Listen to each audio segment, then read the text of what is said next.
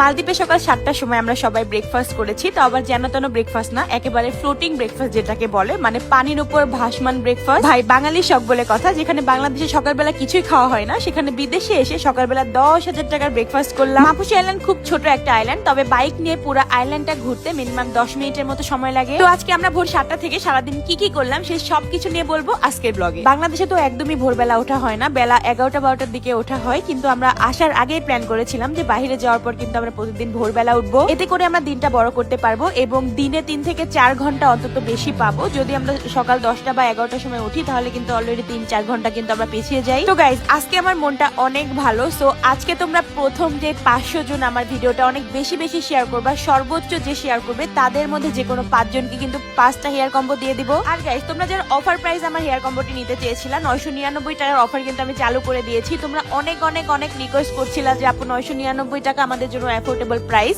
So আমি কিন্তু 999 টাকা করে দিয়েছি, সাথে ডেলিভারি চার্জও কিন্তু ফ্রি।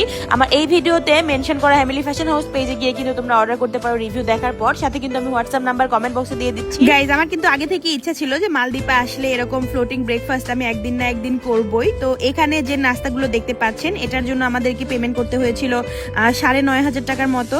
তো তেমন কিছুই কিন্তু এখানে খাওয়ার মতো নয়, আমরা জাস্ট 2-1টা জিনিস ট্রাই করেছিলাম।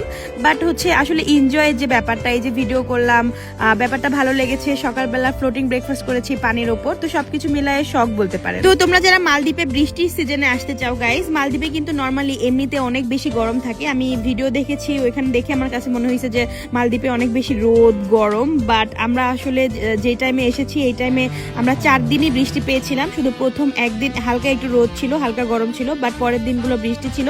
তো তোমরা যারা বৃষ্টির সিজনে চলে আসতে চাও তারা কিন্তু এই মাসেই চলে আসতে পারো, কারণ এখন মালদ্বীপের ওয়েদার মাশাআল্লাহ অনেক বেশি সুন্দর। তারপর আমরা ফ্লোটিং ব্রেকফাস্ট শেষ করে গাইজ যে অবস্থাতে ছিলাম, ভেজা অবস্থাতে আমরা বের হয়ে যাই। অ্যান্ড বাতাসে আমাদের গা মোটামুটি অর্ধেক শুকিয়ে গিয়েছিল।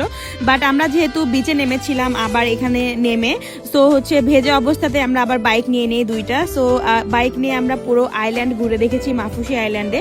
যখন তখন আমরা বিচে নেমেছি, সাথে বৃষ্টি হচ্ছিল।